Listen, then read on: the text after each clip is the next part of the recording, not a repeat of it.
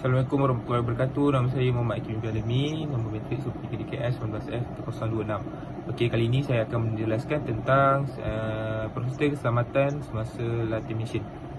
Okey, umumnya tiada banyak perbezaan antara prosedur keselamatan latih mesin dengan mini mesin. Okay, pertama sekali pengenalan aspek keselamatan adalah perkara yang perlu dipandang serius kerana ianya dapat mengelakkan kejadian yang boleh mencederakan seseorang atau membawa kematian dan juga boleh membawa kerugian.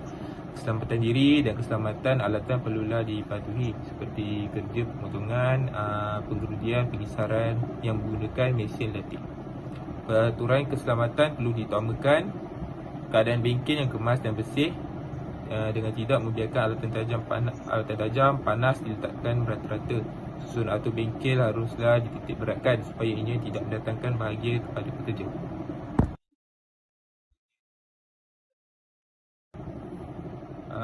Ini adalah peraturan umum yang perlu dilakukan sebelum memasuki bengkel. Memahami peraturan keselamatan yang telah ditetapkan, mendapatkan kebenaran terlebih dahulu sebelum masuk ke ruangan kerja. Memakai peralatan perlindungan diri sebelum memulakan kerja. Bagi pekerja yang berambut panjang, rambut mestilah sentiasa diikat dan kemas. Pekerja tidak digalakkan memakai perhiasan daripada logam seperti lantai, jam dan gelang, dan lain-lain.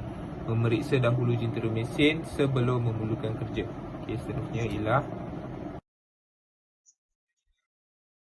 jadi inilah pakaian keselamatan yang dipakai semasa latih mesin. Sama saja seperti mini mesin, safety boot untuk melindungi bahagian kaki kita daripada terkena slip yang berada di atas lantai. Safety Google untuk melindungi mata daripada cebisan-cebisan objek yang kita gerudi ataupun kita kisar. Safety jacket untuk melindungi badan kita daripada terkena tempias-tempias daripada mesin, dan safety glove untuk menahan suhu panasnya mesin. Okey, ini ialah pre-operasi yang safety procedure yang dilakukan semasa pre-operasi. Periksa ruang kerja, laluan berjalan kaki dan petunjuk kerja untuk memastikan bahawa tidak ada objek bahaya. Pastikan kawasan kerja bersih dan bebas dari minyak dan bahan mudah terbakar. Pastikan keadaan mesin dalam kondisi yang baik. Periksa sistem penyampaian penyejuk untuk membolehkan aliran penyejuk yang mencukupi. Pastikan anda sudah biasa dengan operasi starter mesin.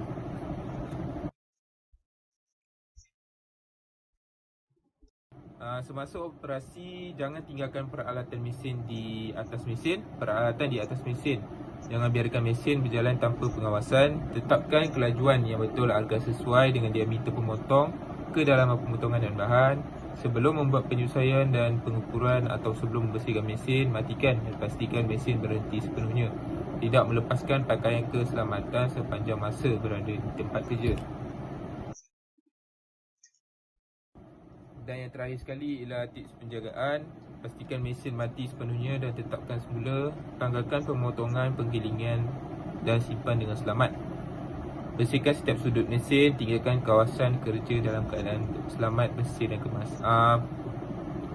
Amaran untuk setiap pengguna mesin perlulah diingat, iaitu risiko yang berlaku akibat diri kita yang melanggar peraturan keselamatan bengkel boleh menimpa ke arah orang lain. Jadi perkara itu perlu diambil serius kerana tidak wajar untuk pekerja yang lain ditimpa kecelakaan atas akibat pelanggaran prosedur keselamatan yang dilakukan oleh orang lain. Sekian daripada saya. Terima kasih.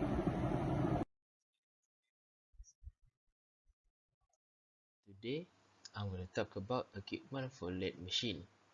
First, let me introduce myself. My name is Muhammad Ahtai bin Muhammad Ridwan, and my number matric is 23 DKM19F1005, and I'm from class DKM4A. Now, I will explain all the tool about the equipment for lathe machine. First, we have a turning tool. Turning tool on lathe. Turning tool are used to cut or finish the outside diameter of a workpiece. Second, we have facing tool. A facing tool is used on the lathe to cut a smooth surface perpendicular to the rotational axis of the work item. Third, we have knurling tool. Knurling tools are used to create a consistent surface pattern on the outside of an item for gripping or cosmetic reasons. Fourth, we have a drilling tool. A drill, often known as a drilling machine, is a tool that is typically used for producing round holes or driving bolts. Fifth, we have a boring tool. Boring is used to increase the precision of a hole's diameter and can be used to produce a tapered hole. Sixth, we have a threading tool. Threading tools include thread cutter, tabs, threading dies, threading heads, thread milling cutters, and thread cutting abrasive discs. 7. We have a parting tool. The parting tool is a simple tool that is typically used to separate part of a piece from the lead. Lastly, we have a tool post grinding. A grinding machine, often known as a grinder, is a type of machining that uses an abrasive wheel as the cutting tool. Okay, that's all. Thank you for hearing. Hai, nama saya Muhammad Syamil Zafri bin Mat Zahari. Nombor metrik 23 DKM 19F1014 dari kelas DKM 4A. Jadi dalam slide seterusnya, saya akan menerangkan sedikit tentang mesin setup dalam lathe machine.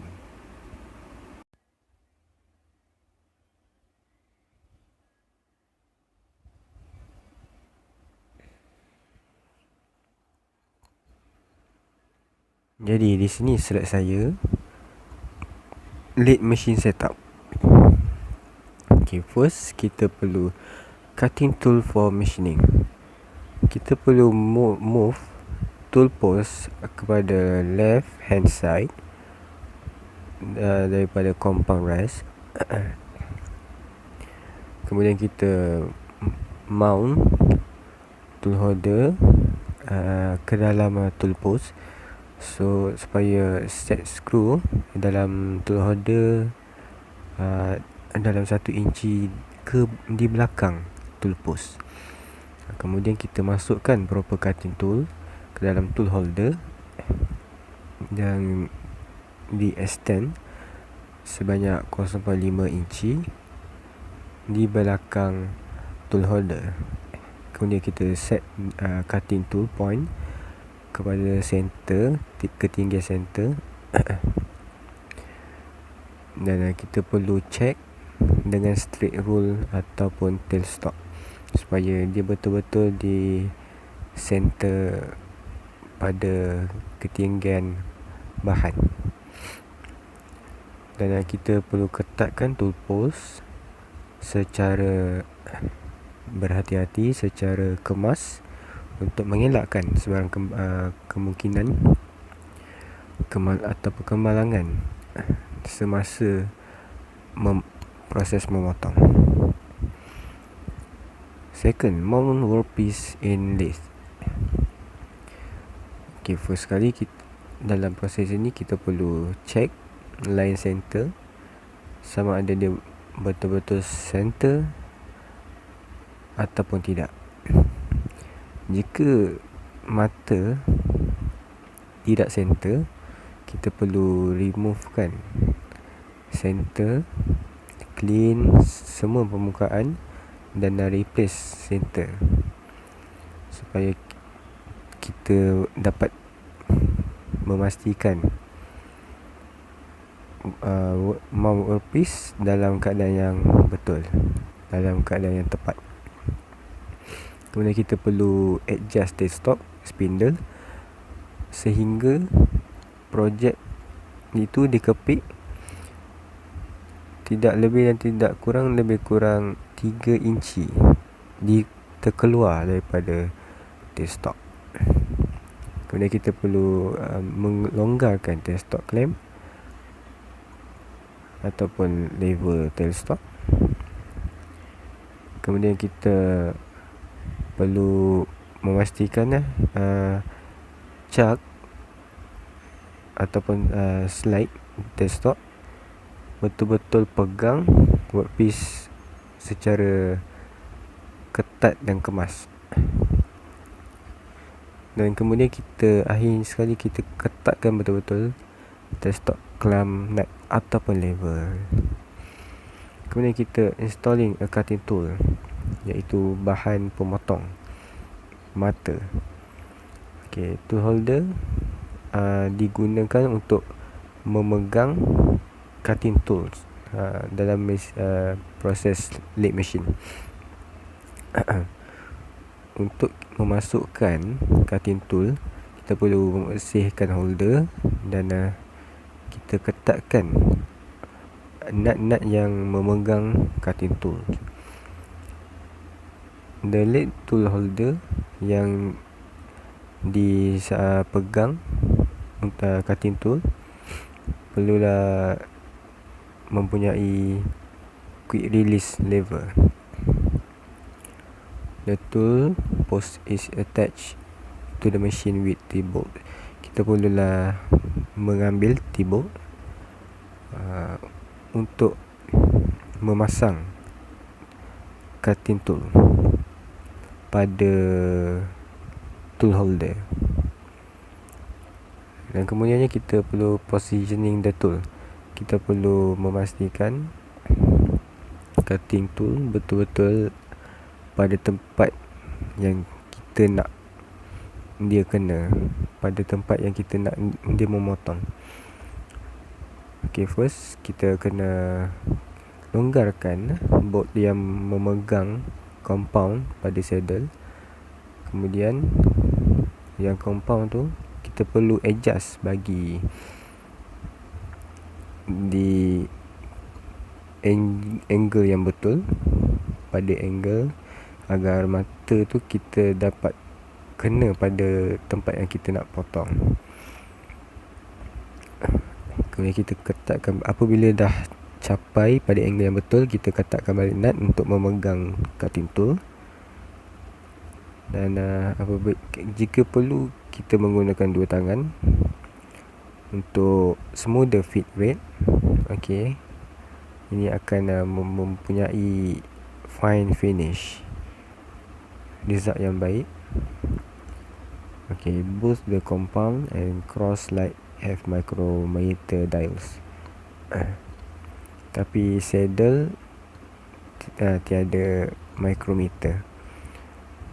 Untuk lebih ketepatan tu, kita perlu positioning the saddle ni, kita perlu menggunakan dial indicator untuk memasang saddle ni pada angle yang betul. Seterusnya, centering the workpiece. Kita perlu memasang workpiece pada center, betul-betul tepat pada center. Seperti dalam gambar ini, yang paling kiri adalah center, yang kanan ni dia terlebih tinggi sedikit, dan yang paling kanan adalah dia terlebih ke bawah.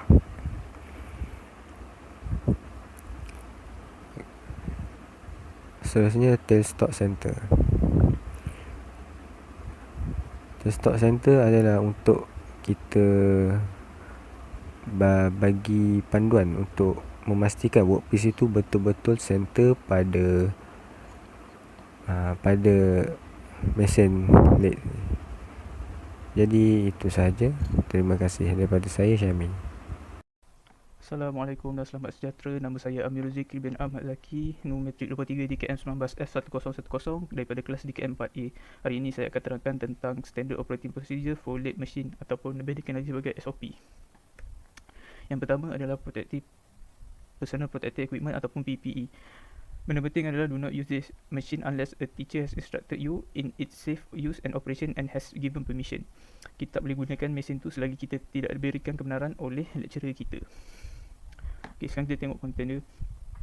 Safety glasses must be worn at all times in work area. Kita kena selalu pakai safety goggle lah. Seterusnya adalah appropriate protective footwear with substantial upper must be worn. Kena pakai safety boot. Yang ketiga adalah rings and jewelry must not be worn. Okey, bila kita beroperasi dengan mesin ni, kita kena buka semua kita punya cincin dan barang-barang kemas kita lah yang kita pakai. Selain itu, long and loose hair must be contained or restrained. Rambut panjang perlulah diikat atau pakai hairnet dan tidak dibiarkan berserabai. Nombor 5 adalah coverall protective clothing or a workshop apron is encouraged. Kita bila nak beroperasi ni, masuk bengkel ni, kita kena pakailah pakaian yang bersesuaian seperti baju bengkel ataupun coverall ke. Tak boleh lah pakai baju sukan ke apa. Yang terakhir adalah glove must not be worn when operating this machinery. Bila kita beroperasi dengan mesin late machine ni, kita tak boleh pakai glove lah. Kita kena buka glove sebab takut dia tersangkut ke apa. Okey, tengok yang seterusnya, pre-operational safety check. First is check workspace and walkway to ensure no slip or trip hazard are present. Macam biasalah, bila masuk kita check dulu, tengok sekeliling tempat kita beroperasi tu sama ada selamat ataupun tidak. Second is locate and ensure you are familiar with the operation of the on and off starter and e-stop. Maksudnya kita masuk tu, kita check dululah macam mana nak on, macam mana nak off. Maksudnya kita kena tahulah benda tu, macam mana nak on, macam mana nak off dia punya starter tu. Lepas tu dia punya brake yang dekat kaki tu, dia punya e-stop. Okay, seterusnya adalah ensure all guards are in place. Kita kena pastikan lah semua tu, mesin tu punya guard tu ada dalam tempat yang betul. Number 4, check that the job is clamped tight in the chuck. Maksudnya kita punya workpiece tu ataupun bahan kerja kita tu, bila kita clamp dekat chuck tu, kita pastikan dia ketat. Nombor 5, remove all tools from the bed and slides off the machine. Bila kita pakai mesin larit ni, selalunya kita ada terletak lah kita punya tool ke apa atas mesin tu, jadi kita tak boleh letak kat situ lah, bahaya. Kita kena remove dulu semua tool kita tu, simpan dulu, baru kita boleh pakai mesin tu. Okay, nombor 6, ensure correct speed for machining process is selected. Pakai speed yang bersesuaian dengan apa yang kita, dengan bahan kerja kita tu, dengan apa yang kita perlukan. Pakai speed yang kita perlukan ataupun yang lecturer kita suruh pakai. Nombor 7, remove the chuck key before starting the lathe. Bila dah ketatkan dia punya chuck tu, pakai dia punya key, chuck punya key tu, kita lepas kita ketatkan tu, jangan biar kat situ je, kita cabut. Nombor 8, do not try to lift chucks or faceplate that are too heavy for you. Bila chuck ataupun faceplate dia berat ke apa, minta tolong kawan lah, jangan paksa diri tu. Yang terakhir adalah faulty equipment must not be used, immediately report suspect machinery. Bila mesin tu rosak, janganlah guna, terus bagi tahu lecturer. Okay, kita tengok seterusnya adalah operational safety check. Yang pertama adalah never leave the lathe running unattended. Jangan biar mesin tu running, lepas tu kita pergi minum kopi ke apa, tak boleh macam tu. Nombor 2, before making adjustment or measurement, switch off and bring the machine to a complete standstill. Sebelum buat ukuran ke kita nak check ke apa ke, kena tutup dulu, kena off mesin tu, dia ada berhenti berpusing, baru kita boleh check. Nombor 3, do not attempt to slow stop the chuck or revolving work by hand. Ini kerja gila lah, kita janganlah cuba. Bila dia tengah pusing tu, kita pakai tangan kita. Nombor 4, avoid letting swath build up on the tool or job, stop the machine and remove it. Swath ni bila kita pakai mesin larik tu, lama-lama dia ada macam metal shaving tau. Macam kalau kita korek pensel lah, dia ada dia punya lebih-lebih tu, itu metal swath. Jadi kalau ada banyak dekat kita punya, dekat dia punya chuck ke, kita kena berhentikan mesin, kita ambil berus, kita berus, kasih dia hilang semua tu, lepas tu kita baru start mesin tu balik. Nombor 5, always remove the chuck key from the chuck. Kena ingat lah, saat kita buka chuck tu, lepas tu kita tutup chuck tu, ketatkan, key tu kena cabut lah, jangan biar kat situ. Yang terakhir adalah do not store tools and parts on top of the machine. Bila kita punya chuck key tu, jangan letak atas mesin larik tu lah. Okay, yang ketiga adalah housekeeping. Tutup, yang pertama adalah tutup, switch off the machine and reset all guards and fully close position. Tutup mesin, lepas tu kita reset semua lah benda-benda yang kita dah setting tu, kita reset balik ke keadaan asal. Yang kedua, close all window and sweep the floor. Tutup semua tingkap-tingkap yang kita buka tu, lepas tu sapu lantai tu dan biar sepah lah. Nombor 3, throw away the metal shaving in provided waste bin. Kalau dia kan ada tempat mesin larik, ada tempat tadah tu, bila habuk besi tu dah banyak, dia selalunya dekat bengkel dia akan sediakan satu tempat untuk buang habuk situ, jadi kita buang kat situ lah, dekat yang dia dah sediakan tu. Yang terakhir ada leave the machine in a safe, clean and tidy state.